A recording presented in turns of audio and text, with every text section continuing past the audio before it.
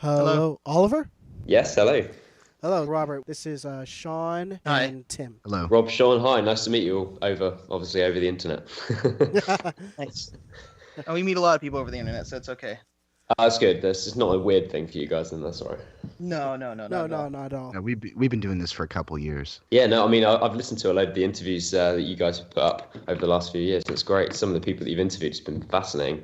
It's been That's really good to good. hear. I'm We're glad you Yeah, surprised like no. we've gotten them actually, because we just asked and they said yes. Yeah, man. I mean, Phil was a massive one, wasn't he? It was a great interview as well. And probably to our be honest, biggest one so far. Yeah. yeah, absolutely. I feel like I'm in the shadow, to be honest.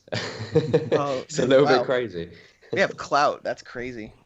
Well, honestly, we brought you on because we're just fascinated by your channel, and we find it just to be an incredible service thus far. In an age where we're kind of plagued with like clickbait articles and irony and this lack of sincerity, your channel shines through, and it's consistently top notch with its content. I mean, I really appreciate that. And it's so nice to hear. To be honest, I started the channel because, like you say, I found that there's only a few people out there in the community talking about music in a serious way. I mean, there's people like Anthony Fantano. I think he's fantastic, and I think he's obviously one of the heavyweights out there that's doing it. And I think what he does is great. But there's not many more than that, and it's a shame to see. And I really started the channel because I wanted to. I wanted to find that kind of channel and I couldn't really find anything. So I thought, okay, well, I'll give it a go and I'll see if people care what I have to say. And I've been Yeah. surprised that people actually do. I find it kind of strange that this is such untapped ground. I mean, you see Anthony Fantano doing it. He's been doing it for about 6 or 7 years. But then there's not enough people on YouTube who are giving concise breakdowns of albums and recommendations and top five lists like this that dig a little deeper than surface criticism.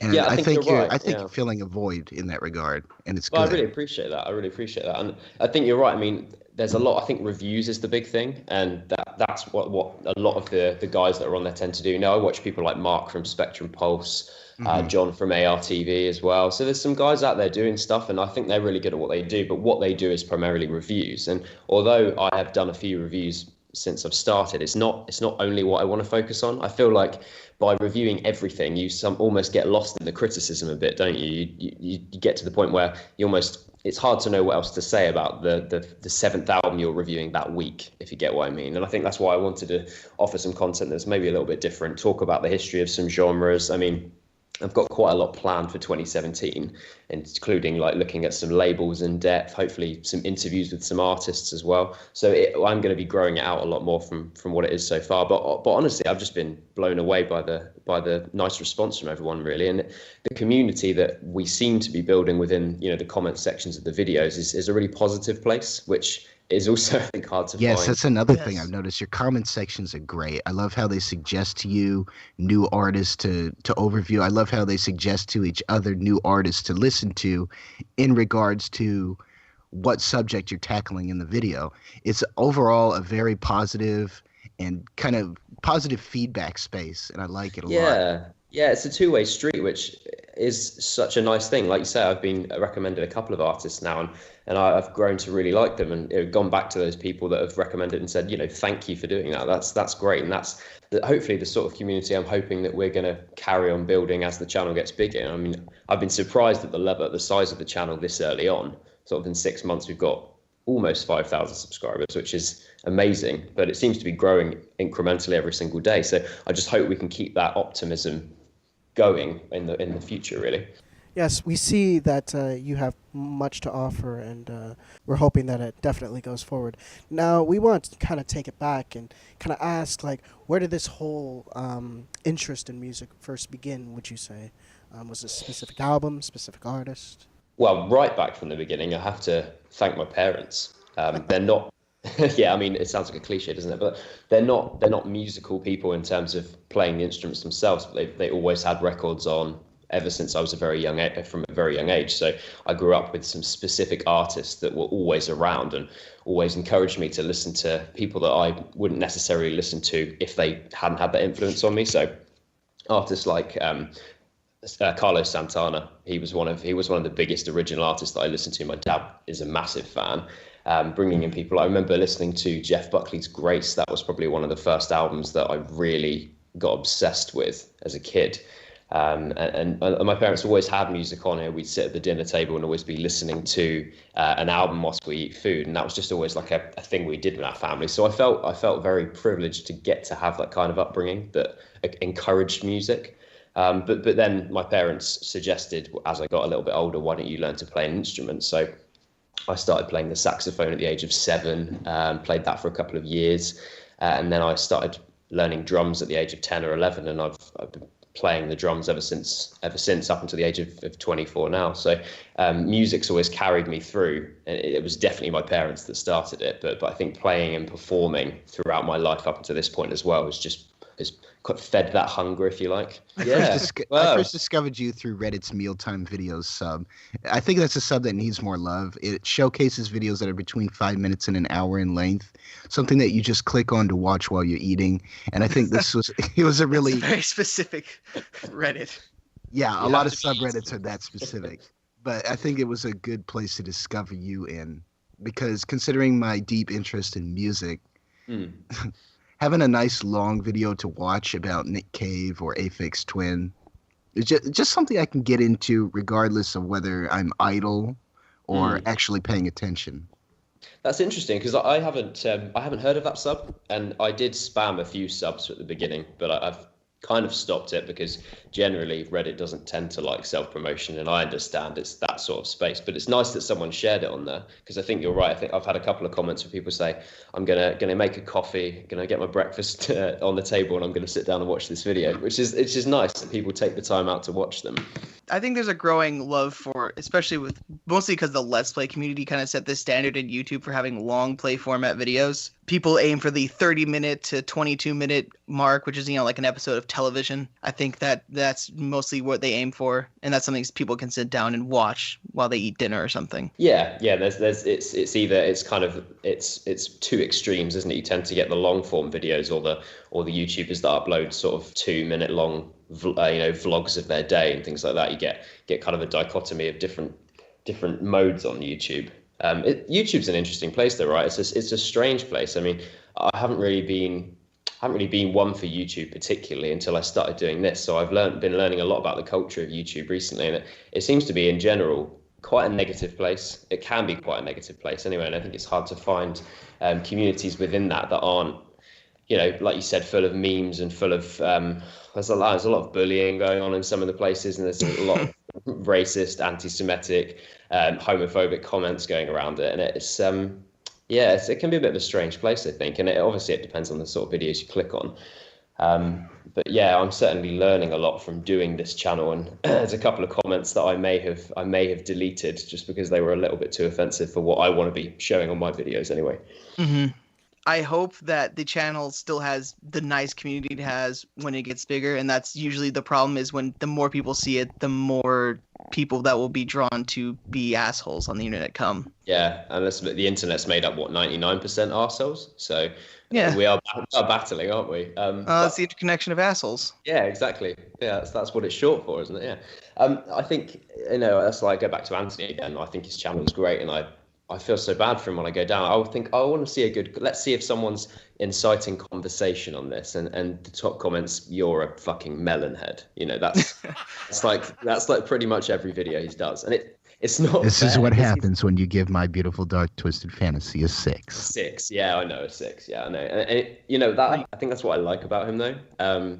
I often don't agree with his reviews. I very rarely agree with his scores, which puts me in the same camp as a lot of people that watch him. But I tend to find that my opinions differ a lot from him. But I don't think that's a bad thing. I think a lot of people go on YouTube or want to listen to music critics just to have their own opinion affirmed, which is a completely different thing. I don't think he does that, which is a strong thing for a critic to do. I mean, there's plenty of people online, plenty of critics that write for papers. I mean, look at Rolling Stone. I mean, what a hack place to read music content these days anyway. But if you look at their reviews, the reviews are always 3.5 to 4 stars on the fence to please as wide a berth as possible of people.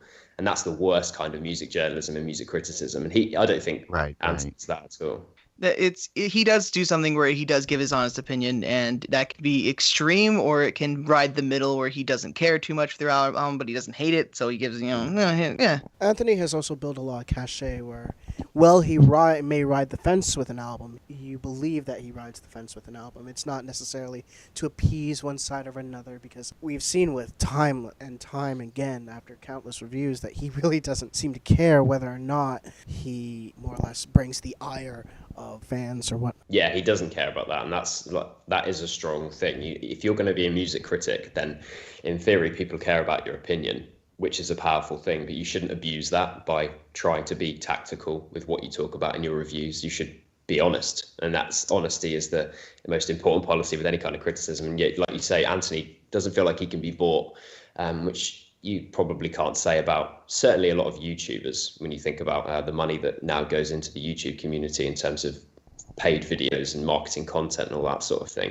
You don't get that. In general, you're probably never going to get that with music critics on YouTube anyway, because it's not that kind of culture. But yeah, I think it's, like I say, I'm saying the same thing again, but it's definitely a positive thing not being bought, and he definitely pisses off some fan bases. I mean, Kanye fans have got the pitchforks out for him pretty much every month of the year, haven't they? But that's his opinion. So, and you know, I agreed with his Life of Pablo review, but I can't say I agreed with the Dark Twisted Fantasy one. That's for sure. That makes me think. Do you think you're eventually going to have people come in and ask, start saying things about your what is that? Actually, your encompassing artist overviews, like the Leonard Cohen one? Maybe someone's going to come in and say that you didn't like, something versus another, which said, oh, you loved Songs of Leonard Cohen versus Songs of Love and Hate and War, something like that. Do you think that'll eventually happen with your channel? I mean, obviously, it probably will. I don't know why I'm asking. Yeah, I think so. I mean, look, at the end of the day, when people love music, when they love something, an art form so heavily as people do love music, there's always going to be hot contested opinions, isn't there? And people are going to get passionate about it, which is a good thing.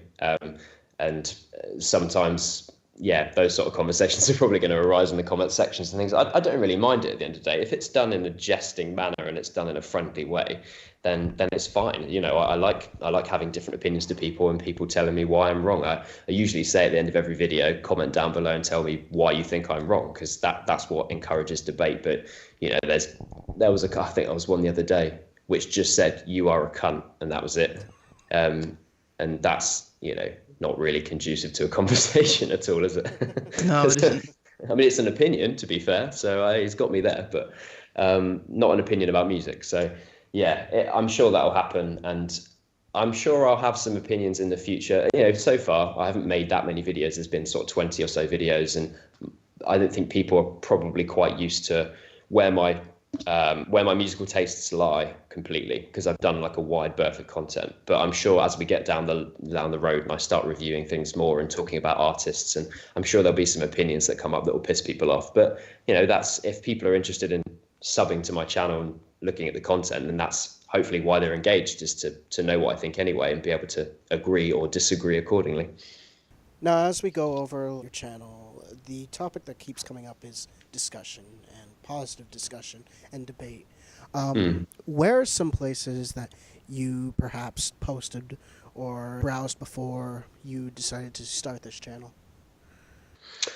That's a really good question. I think I've used Reddit for years anyway, so that's been my main gateway of the last few years. I've used things like Indie Heads, which actually is quite a good sub, and there's some good stuff posted on there. Hip Hop Heads I traverse sometimes, but that can be an interesting place if you've ever been on Hip Hop. We're familiar with Hip Hop Heads. Yeah, we've had them and Kanye too that come into the radio before. Oh wow, how was that? It was messy. A lot of memes. A lot of memes. That's all Hip Hop Heads is just memes. My favorite thing is going on a Friday morning to a new album discussion thread and just all the fire emojis. That's it. It's got a charm, isn't it? But yeah, it's maybe not the best place for information. To be honest, before that is before the last few years, I mean, I've moved around the country a little bit, so I'm not as close to some of the people that I was with a few years back, but I had a very good community of friends, and we all played a lot of music together. We'd introduce each other to music all the time. So that was probably the biggest environment in terms of introducing music to me. Obviously, you've got your aggregate sites like Pitchfork. I mean, I read Pitchfork, but in kind of a semi-ironic way, because it's hard to take them seriously now. Yeah, it is hard to take them seriously, and I don't really like their style of think pieces that are supposed to be reviews. You get to the end and you go, oh, so did you like that? Did you not like that? I can't really tell. I don't like that kind of evasive reviewing. I don't think it's very honest, and yeah, it's a bit flashy, isn't it? I don't really like that. But having said that, they serve a purpose, so I always look at them. I don't know if you guys have. There's a music blog called Gorilla versus Bear. Yes, very familiar with that. Yeah, I mean, that's great. He's been less active recently, I think, but the mixes that they do every month have always been great. He's put me on some great artists like NV and Jesse Lanza as well this year. So that's two artists that I got on board from them. And I've noticed recently there's some quite good sites up and coming. I mean, Paste Magazine recently, I think, had some quite high quality content, which I've enjoyed a lot. And The Quietus is quite a good place to discover stuff as well. There's a lot of up and coming blogs and websites that I think deserve more attention. Certainly, I think it's a shame that Pitchfork seems to get the brunt of everybody. They seem to really, unfortunately, get more attention than every other blog. But I'm sure there's a lot more. I know that there's a lot more blogs and websites out there that are doing really great content that should be noticed a lot more than it's being. Rest in peace, holy fucking shit, 40,000. Now, as we were discussing, certain places that we all tend to go, let's acknowledge the elephant in the room.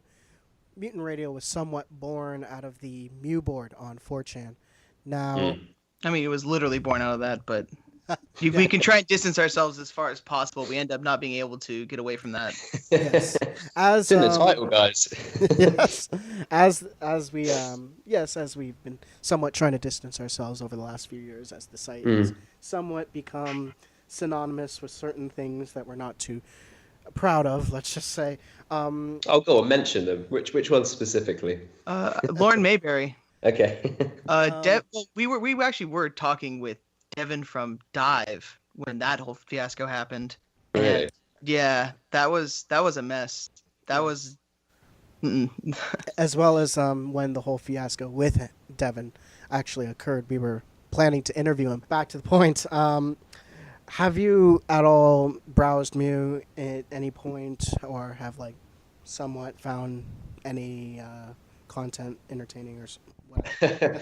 It's always entertaining, but I don't know if that's the word. I don't know. I mean, the last few years I haven't.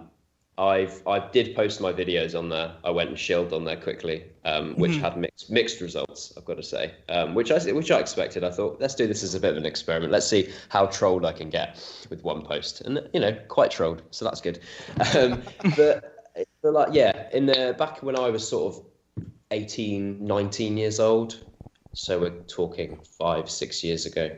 I'd use it a lot more. And I think one of the things I like about 4chan I liked about 4chan, past tense maybe, is the how to explain it? It's like the temporary content. So someone puts up a question, people reply to it as quickly as possible, and it disappears. And that can encourage a really interesting space for discussion, I think, because somewhere like Reddit, you post something, it might not get noticed for a few hours, and eventually the upvotes happen, and then that might be at the top of that sub for a day or so, and that gets the most views rather than the stuff that isn't getting as many posts. So someone posts something like what's best, Loveless or MBV self-titled, and that encourages some really interesting discussions. And I think certainly 5 or 6 years ago, you would have got some really great content on there. Now, I think when someone posts that these days, you just get, well, you're stupid and wrong. And you get a ton of memes that you have to decipher through to get any kind of realistic content out of. And I basically saying what you guys are saying. I don't use it anymore, and I don't think it's certainly the place it used to be. Yes. But in some ways, especially with the recent Reddit the recent Reddit fiasco with the whole deleting the Donald Trump spam on the sub and the whole, that whole fiasco that's been going on over there. Maybe having an open place like 4chan is still important, because at least it's not mediated the way Reddit apparently is now, Yeah, they need to work that out, whether they're going to just openly say we're going to mediate content now, or they have to uphold their free speech policy that they say they propose. I don't know. They're very conflicted with what they want. They are conflicted, and that's a really bad thing. You're either the front page of the internet where everyone gets to say what they like, or you're a mediated news aggregate site that you can contribute to. And they should be the former, but maybe they're more the latter now. But as you say, then maybe they need a complete redesign, because the problem is if they actually say anything about their position, it's going to cause a lot of dispute and division, and that's why they don't say anything. It's ironic because that in itself causes a lot of division and dispute. Yeah, I think they're hoping it's going to go away, but I don't think Redditors forget. Certainly when it's meta issues, so anything that's to do with the site itself, you know that it will stay in memes and jokes for months and months to come, and it's not going to go away. So they do need to address it. But as you say, I don't know if they necessarily will do that or not. I hear a lot of people giving suggestions for what artists to cover on your a guide to. Jesus Christ, yeah. Would you feel comfortable sharing an overview of what 2017 might bring us? Oh my God. Okay, well, the list is very long. So I always say, every time someone says, "Can you do this?" I go, "Yeah, I'll just add it to the very, very long list that I've currently got." It's great. Well, to start off with, I love the fact that people are recommending things and wanting content, because that's great. I'm glad we've got an engagement there, and it's great to see that people want their favorite artists covered. But there is a lot going on. Next year, well, I'm currently working out next year. I've got quite an exciting project planned at the beginning of January to do with David Bowie.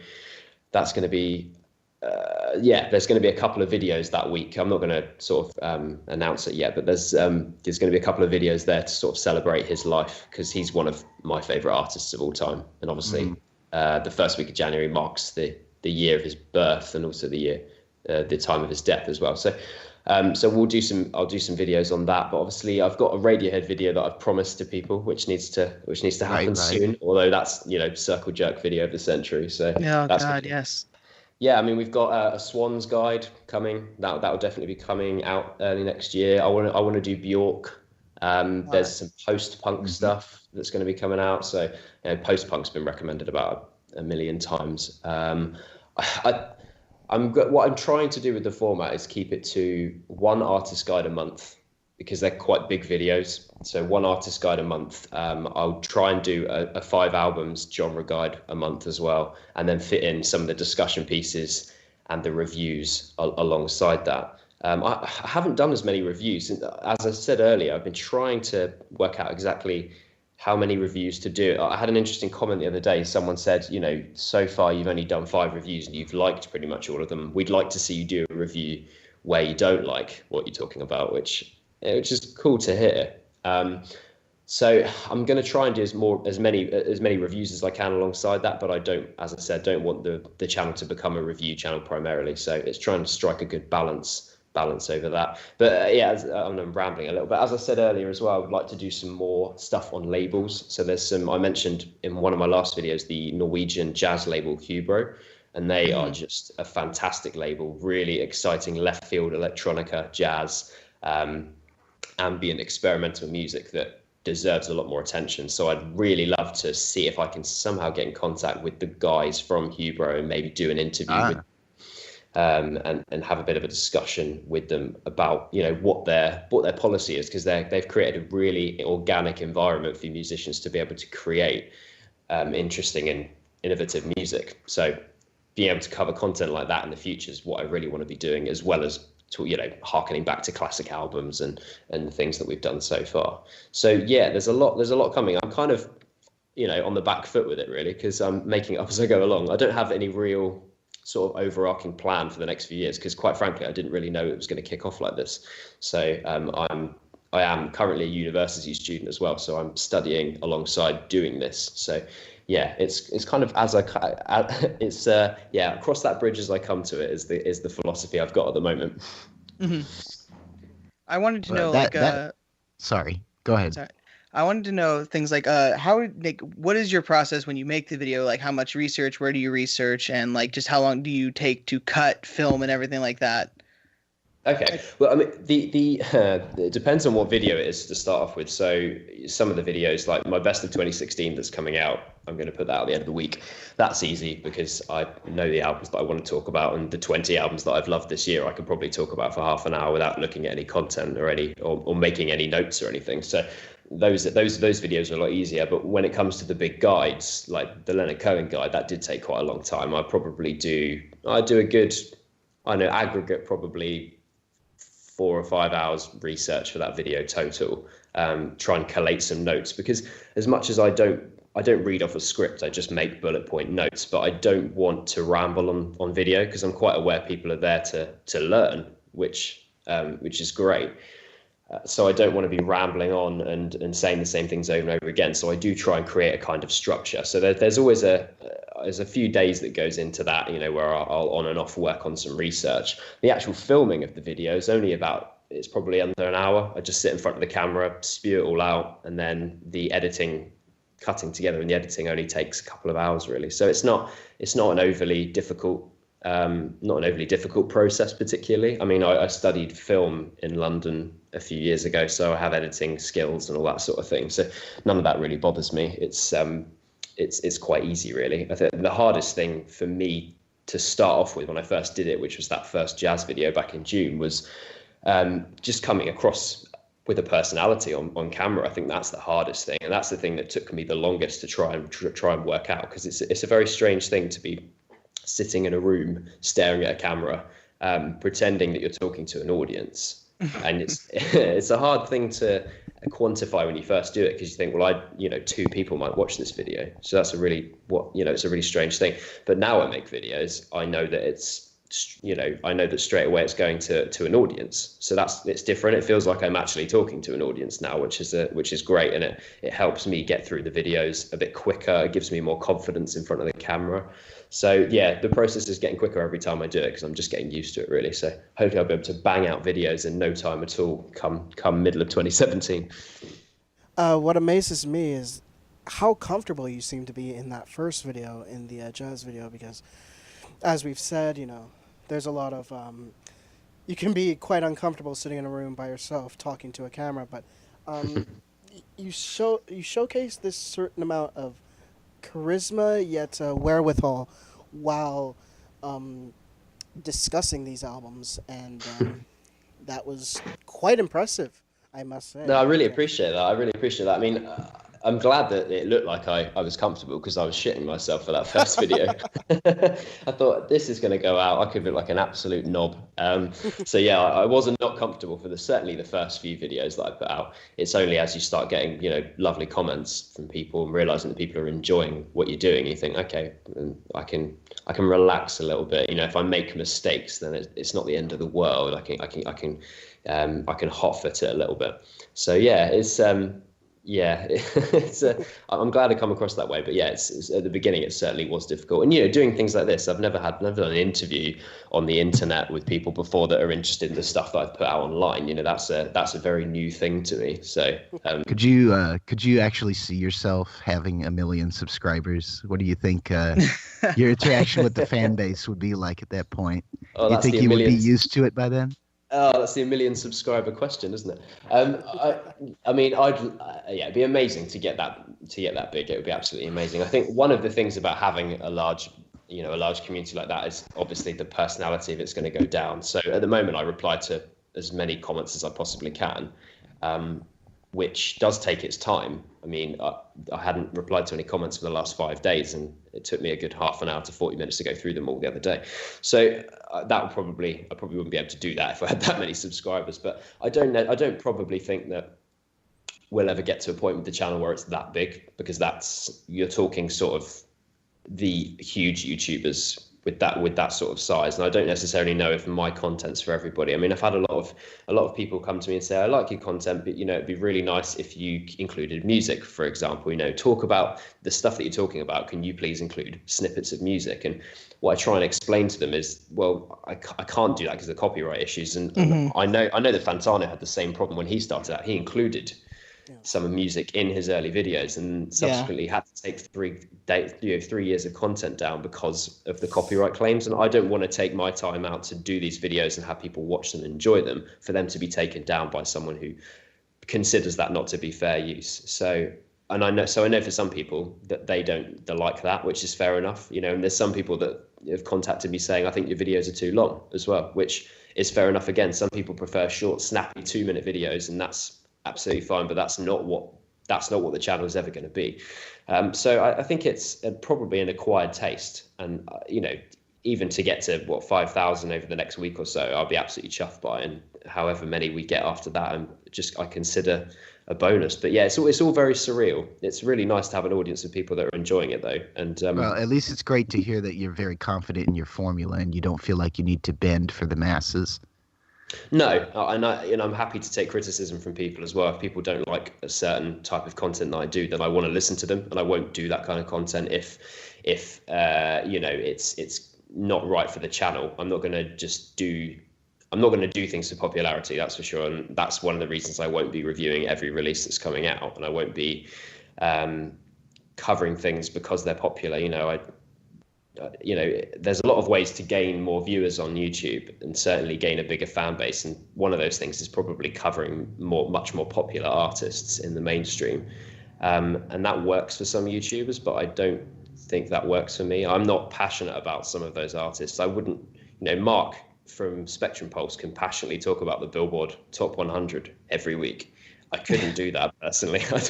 I have absolutely no interest in most of the music that's on the Billboard Hot 100. So I couldn't do that. And I know that pulls in a lot of views for him as well, which is great. And I'm sure that's increased his subscriber count as well. But it's it's probably not something that I would be able to do, because like you say, hopefully a passion's coming across when I'm talking to the camera. And I don't think that if I do content that's geared towards more people liking it, that I'll necessarily have that passion. So yeah.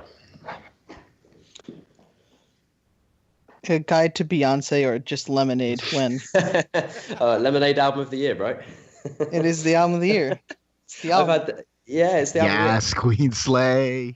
Oh God, I the funny thing is I like the album. I think it's a good album, and I think it's hard for anyone to deny that it's not a good album. Is it it's album well of the year? Yeah, it's well done, and it's well crafted, and it's got important social messages in it, which is more than you can say for a lot of very popular albums, which is another great thing as well. Is it album of the year in a year where we've had? I mean, it's been an amazing year for music, hasn't it? I just for me, it doesn't. I haven't put my video out yet, but it doesn't break the top 20 for me. Lemonade, certainly. I put the question out on Twitter the other day just to see what people would say, and a couple of people said, saying what you guys are saying. Yes, it was well done, but is it amazing? Does it beat Black Star or Skeleton Tree or Freetown Sound or Blonde or Moonshaped Pool or Malibu? Atrocity Exhibition? Yeah, I mean, incredible album. I can just think of so many records for me that outshine it in so many ways. And also, if you're looking, I know some of the responses to people when you say, no, that's not the album of the year. Yeah, but look at the social message. Look at the messages she's pushing. Well, I mean, look at her sister's message that she's pushing on her record, if you want to look at social messages. Solange's album's brilliant. I was really impressed by that album this year. And she's managed to do things a lot more daring because she doesn't have that huge mainstream presence that her sister has. So yeah, I would say to people, if they like the social messages of Lemonade, they should go and listen to Seat at the Table instead. It's been excellent talking with you today, Oliver. I'm so glad that we were able to have you as a feature this time around. I wish you and your channel the best, because you have a really interesting grasp on your concept, on your content, and your fan base is excellent. I love the interaction you have with your fan base. I guess you want to say that we like the channel and we really do want to promote you because we like you. And we sat there for interviews this time. We're like, we like these channels. We don't think they have enough love. And we want to just see if we can get at least a couple hundred more people maybe to just like this channel and just post things around. Who knows? No, Every that's great. little bit counts. I really appreciate it, guys. It's really nice to speak to people that have an interest in music as well, and just want to talk about it. And yeah, if you ever need an extra person to interview any artists you've got coming up, then make sure you let me know, because I'd love to get involved more with you guys, definitely, because it's been a fun chat. I'd just like to reiterate what Sean and Tim had said. We look forward to the future of your channel. We wish you nothing but the best. We think it's consistently top notch. It's perhaps one of the best music channels on YouTube, most underrated music I channels. really appreciate that. My head's ballooning up right now, so you should stop. The next video, my head's going to be absolutely massive. It's going to be out of the frame. You won't even see it. People will be calling you Melonhead. Yeah, no, don't do that then. Tell me I'm shit. Tell me I'm shit. I don't want to be called Melonhead in the comments. I mean, you could be better. I really appreciate that, guys. Thanks for taking the. Thanks for inviting me on as well, and I look forward to speaking to you again soon. All right. Awesome. Thank you. Cool. You have a great evening. I will do. You too, guys. Thanks a lot.